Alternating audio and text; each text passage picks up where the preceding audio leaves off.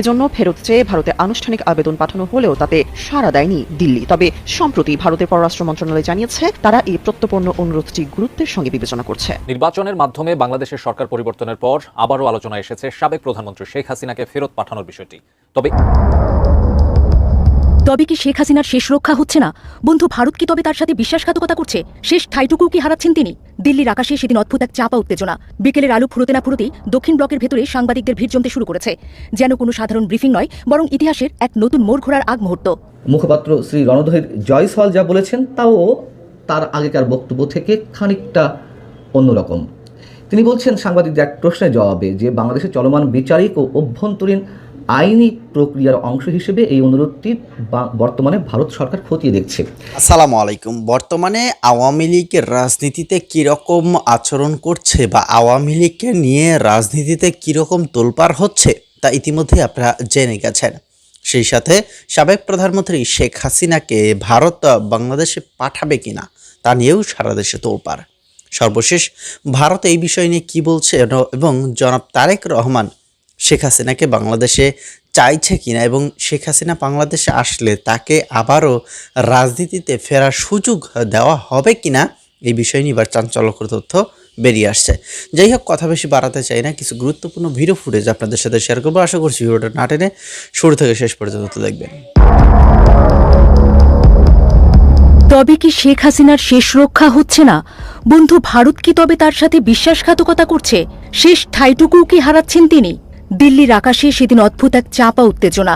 বিকেলের আলো ফুরোতে না ফুরোতেই দক্ষিণ ব্লকের ভেতরে সাংবাদিকদের ভিড় জমতে শুরু করেছে। যেন কোনো সাধারণ ব্রিফিং নয়, বরং ইতিহাসের এক নতুন মোড় ঘোরার আগ মুহূর্ত। মাইক্রোফোনের সামনে দাঁড়ানোর আগে কয়েক সেকেন্ডের নীরবতা, আর সেই নীরবতার ভেতরেই লুকিয়েছিল বহু প্রশ্ন, বহু জল্পনা, বহু অজানা হিসাব। ঠিক তখনই মঞ্চে উঠে এলেন ভারতের পররাষ্ট্র মন্ত্রণালয়ের মুখপাত্র রণধীর জয়সওয়াল। স্বভাবসুলভ সংযত ভঙ্গিতে তিনি কথা বলা শুরু করলেন, কিন্তু সাংবাদিকদের চোখে মুখে স্পষ্ট আজকের আসল প্রশ্ন একটাই, শেখ হাসিনাকে কি বাংলাদেশে ফেরত পাঠানো হবে? ঘটনার সূত্রপাত কয়েক মাস আগে। বাংলাদেশের রাজনৈতিক ইতিহাসে বিরল এক গণ অভ্যুত্থানে দেশটিকে নাড়িয়ে দেয়। দীর্ঘদিন ক্ষমতায় থাকা সরকার হঠাৎ করেই ভেঙে পড়ে। পরিস্থিতি দ্রুত নিয়ন্ত্রণের বাইরে চলে গেলে শেখ হাসিনা পালান, আশ্রয় নেন প্রতিবেশী ভারতে। সেই মুহূর্ত থেকে শুরু হয় নতুন এক কূটনৈতিক অধ্যায়। বাংলাদেশে একদিকে নতুন রাজনৈতিক বাস্তবতা তৈরি হয়েছে। ক্ষমতার পালা বদলের পর নতুন সরকার দেশের রাজনৈতিক ও প্রশাসনিক কাঠামো পুনর্গঠনে ব্যস্ত। সেই প্রক্রিয়ার অংশ হিসেবেই সাবেক প্রধানমন্ত্রীকে দেশে ফিরিয়ে এনে আইনি প্রক্রিয়ার মুখোমুখি করার দাবি ওঠে। আনুষ্ঠানিকভাবে ভারতের কাছে প্রত্যর্পণের অনুরোধ জানানো হয়। দিল্লির ব্রিফিং রুমে বসা সাংবাদিকদের একজন সরাসরি প্রশ্ন ছুড়ে দেন, বাংলাদেশের এই অনুরোধ নিয়ে ভারতের অবস্থান কি? জবাবে রণধীর জয়সওয়াল ধীরে মেপে মেপে বলেন, বিষয়টি কোনো সরল রাজনৈতিক সিদ্ধান্ত নয়, এটি একটি চলমান বিচারিক ও আইনি প্রক্রিয়ার অংশ। ভারত বিষয়টি খতিয়ে দেখছে। শুধু তাই নয়, সংশ্লিষ্ট সব পক্ষের সঙ্গে আলোচনা চালিয়ে যাওয়ার কথাও জানান তিনি। তার কণ্ঠে ছিল কূটনৈতিক ভারসাম্য, না সম্পূর্ণ সমর্থন, না সরাসরি প্রত্যাখ্যান। এই এক বক্তব্যই যেন আরও অনেক প্রশ্নের জন্ম দেয়। বাংলাদেশের ভেতরে তখন রাজনৈতিক উত্তেজনা তুঙ্গে। সাবেক ক্ষমতাসীন দল আওয়ামী লীগের কার্যক্রম নিষিদ্ধ করার বিষয়টি সংসদে আলোচনায় এসেছে। এই নিয়ে আন্তর্জাতিক মহলেও দৃষ্টি পড়েছে। ভারতের অবস্থান কি সেটিও জানতে চান সাংবাদিকরা। কিন্তু জয়সওয়াল এখানে সতর্ক। তিনি স্পষ্ট করে কোনো মন্তব্য না করে বলেন, ভারত পুরো পরিস্থিতি নিবিড়ভাবে পর্যবেক্ষণ করছে। তবে তার বক্তব্যের অন্য অংশে গুরুত্বপূর্ণ একটি বার্তা ছিল, ভারত বাংলাদেশের নতুন সরকারের সঙ্গে সম্পর্ক আরও জোরদার করতে আগ্রহী। এই বক্তব্যের ভেতরেই যেন লুকিয়ে রয়েছে বাস্তব কূটনীতির চিত্র। ব্যক্তি নয়, রাষ্ট্রই এখানে মূল বিবেচ্য। দুই দেশের সম্পর্ক বহুস্তরীয়। ইতিহাস, ভৌগোলিক অবস্থান, অর্থনীতি সব মিলিয়ে বাংলাদেশ ও ভারতের সম্পর্ক জটিল হলেও ঘনিষ্ঠ। তাই রাজনৈতিক পরিবর্তন এলেও সম্পর্কের ভিত্তি টিকে থাকে। জয়সওয়াল উল্লেখ করেন, সাম্প্রতিক সফরে দুই দেশের পররাষ্ট্রমন্ত্রীদের মধ্যে গঠনমূলক আলোচনা হয়েছে। দ্বিপক্ষীয় সহযোগিতা আরও গভীর করার বিষয়ে উভয় পক্ষই আগ্রহী। কিন্তু গল্প এখানেই শেষ নয়। একই ব্রিফিংয়ে উঠে আসে আরেকটি গুরুত্বপূর্ণ প্রসঙ্গ, জ্বালানি সহযোগিতা। দক্ষিণ এশিয়ার বর্তমান ভূ রাজনীতিতে জ্বালানি এক বড় কৌশলগত উপাদান। ভারত জানায়, প্রতিবেশী কয়েকটি দেশ তাদের কাছে জ্বালানি সহায়তা চেয়েছে। নিজেদের মজুদ ও প্রয়োজন বিবেচনায় রেখে ভারত সেই সহায়তা দিচ্ছে। বাংলাদেশও সেই তালিকায় রয়েছে। জয়সওয়াল জানান, গত মার্চ মাসে ভারত বাংলাদেশে প্রায় 22,000 মেট্রিক টন ডিজেল সরবরাহ করেছে। এপ্রিল মাসেও সেই সরবরাহ অব্যাহত রয়েছে। এই তথ্যটি নিছক অর্থনৈতিক নয়, এটি রাজনৈতিক বার্তাও বহন করে। কঠিন সময়ে পাশে থাকার ইঙ্গিত। তবু সব আলোচনার কেন্দ্রবিন্দুতে থেকে যায় একটি নাম, শেখ হাসিনা। তিনি কি ফিরে আসবেন, নাকি ভারতের মাটিতেই থেকে যাবে তার রাজনৈতিক ভবিষ্যৎ? এই প্রশ্নের উত্তর এখনো অজানা, কারণ এটি শুধু দুই দেশের সম্পর্কের বিষয় নয়, বরং আন্তর্জাতিক আইন, কূটনীতি এবং অভ্যন্তরীণ রাজনীতির জটিল সমীকরণ। দিল্লির সেই ব্রিফিং শেষ হয়। ভারত শেখ হাসিনাকে নিজ দেশে রেখেই আওয়ামী লীগকে কেন্দ্র করে নতুন মানে তাদের পুরনো যেই ভাবনা সেটিতেই স্থির রয়েছে। ভারতের কোনো গণমাধ্যম একটু ভিন্ন ইঙ্গিত দেওয়ার চেষ্টা করছে, যা এর আগে কখনো দেখা যায়নি। আবার বাংলাদেশে যা কিছু লেখা হচ্ছে কোনো গণমাধ্যমে, তার ঠিক উল্টোটাই বলছে ভারতের কোনো থিঙ্ক ট্যাঙ্ক প্রতিষ্ঠান। বিশেষ করে আমাদের পররাষ্ট্রমন্ত্রী ডক্টর খলিলুর রহমান, তিনি যে অতি সম্প্রতি 3 দিনে ভারত সফর করলেন এবং সেই সফরে ভারতের শীর্ষস্থানীয় কর্তা ব্যক্তিদের সঙ্গে তার যে বিভিন্ন বৈঠক, সেখানে প্রত্যর্পণ চুক্তির আওতায় শেখ হাসিনাকে যে ফেরত চাওয়া হয়েছে, তার পরিপ্রেক্ষিতে দেশটির পররাষ্ট্র মন্ত্রণালয়ের নিয়মিত প্রেস ব্রিফিংয়ে মুখপাত্র শ্রী রণধীর জয়সওয়াল যা বলেছেন, তাও তার আগেকার বক্তব্য থেকে খানিকটা অন্যরকম।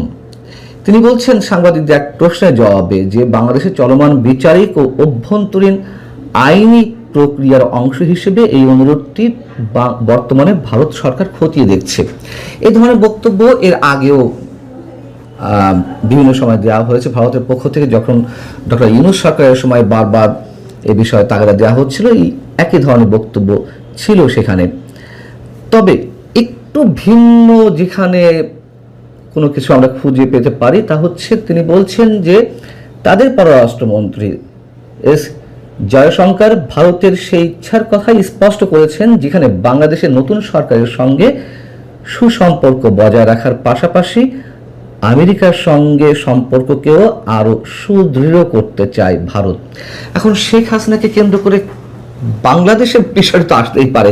এখানে যুক্তরাষ্ট্রের প্রসঙ্গটি কেন এলো, একটু ভাবনার বিষয়। এবং আমরা জানি যে আওয়ামী লীগ সরকারের বিরুদ্ধে যুক্তরাষ্ট্র সরকারের তো নানান ধরনের প্ল্যানিং ছিল, তাদের প্লট নির্মাণ করা ছিল 24-এর 5 আগস্টের যে অভ্যুত্থান, সেই অভ্যুত্থানের বিষয়ে। সেই জায়গা থেকে আমেরিকার প্রসঙ্গটি কি নতুন করে আসছে? এবং আমরা জানি এই মুহূর্তে ভারতের সঙ্গে যুক্তরাষ্ট্রের সম্পর্ক খুব একটা ভালো নয়, অর্থাৎ তারা আমেরিকার সঙ্গে সম্পর্ক ভালো করতে চায়। এই মুহূর্তে ঠিক বোঝা যাচ্ছে না যে এই বিষয়টিকে কেন্দ্র করে তারা কি বলতে চাইছে। জয়সওয়াল আশা প্রকাশ করে বলছেন, উভয় পক্ষের বিস্তারিত মতামত ও অবস্থান জানতে শিগগিরই একটি আনুষ্ঠানিক বৈঠক অনুষ্ঠিত হবে, যেখানে শেখ হাসিনার প্রত্যাবর্তন ইস্যু, সীমান্ত পরিস্থিতি সহ একাধিক গুরুত্বপূর্ণ বৈঠকে এসব বিষয় স্থান পেতে পারে। রণধীর জয়সওয়ালের এই বক্তব্যের পরিপ্রেক্ষিতে ভারতের অন্যতম প্রভাবশালী গণমাধ্যম দ্য হিন্দুস্তান টাইমস তারা যে শিরোনামটি করেছে তা হচ্ছে এরকম, in subtle shift India Sage Sheikh Hasina's extradition request being examined. এই যে সাবটেল শিফট মানে একটা সূক্ষ্ম পরিবর্তনের কথা বলা হচ্ছে জয়সওয়ালের বক্তব্যকে। এখানে বলা হচ্ছে যে এ বিষয়ে ভারতের অবস্থানে একটি সূক্ষ্ম পরিবর্তন এসেছে, যা 8 এপ্রিল নয়াদিল্লিতে বাংলাদেশের পররাষ্ট্রমন্ত্রী খলিলুর রহমানের সঙ্গে ভারতের পররাষ্ট্রমন্ত্রী এস জয়শঙ্করের সাক্ষাতে উত্থাপিত হয়েছিল। বিশেষ করে ঢাকার নতুন সরকারের সঙ্গে একটি কার্যকরী সম্পর্ক গড়ে তোলার উপর ভারতীয় পক্ষের মনোযোগের পরিপ্রেক্ষিতে এই পরিবর্তন এসেছে। কদিন আগে মানবজমিনে একটি প্রতিবেদন এলো, যেখানে বলা হয়েছে যে শেখ হাসিনাকে কাতার চলে যাওয়ার কথা বলেছে ভারত। এবং আমি নিজেই মন্তব্য করেছিলাম যে এটি এই মুহূর্তে ভারত করবে কিনা, এবং এই কথাও বলেছিলাম যখন শেখ হাসিনাকে আশ্রয় দেওয়া হয় এবং এই মুহূর্তে এসেও তিনি যে সেখানে অবস্থান করছেন, ভারতের বিজেপি সরকার দেশটির গুরুত্বপূর্ণ সব দলের সঙ্গে বৈঠক করেই আলোচনা করেই এই সিদ্ধান্ত তারা নিয়েছে এবং সেই সিদ্ধান্তটি এখনো বজায় রেখেছে। তবে কোনো কোনো ক্ষেত্রে আমরা একটু অন্যরকম মেসেজ পেতে পারি। যেমন কংগ্রেসের অন্যতম শীর্ষ নেতা শশী থারুর, যিনি ভারতের পররাষ্ট্র মন্ত্রণালয় বিষয়ক সংসদীয় স্থায়ী কমিটির সভাপতি, তিনি কিন্তু অনেক আগে থেকেই বলে আসছেন 2024-এর 5 আগস্টের আন্দোলনের পরপরই যে দ্য এন্ড অফ হাসিনা এরা, এই শিরোনামে তিনি একটি দর্শক মণ্ডলী, আজকের এই ভিডিওটি সম্পর্কে কোনো মতামত থাকলে লিখবেন এবং আওয়ামী লীগ বা শেখ হাসিনাকে কারা কারা ভালোবাসেন এবং পছন্দ করেন তাদেরকে দেখতে চাই। আওয়ামী লীগ বাংলাদেশে আবারও ফিরে আসুক, আবারও রাজনীতিতে ব্যাক করুক এবং আওয়ামী লীগের প্রধানমন্ত্রী শেখ হাসিনা তিনি আবার বাংলাদেশে আসুক, তবে সেটা যেন তার ভালো হয়, তাকে নিয়ে এসে যেন ওই বন্দি কারাগারে না রাখা হয়, এরকমটাই কিন্তু বলছে বিশ্লেষকরা।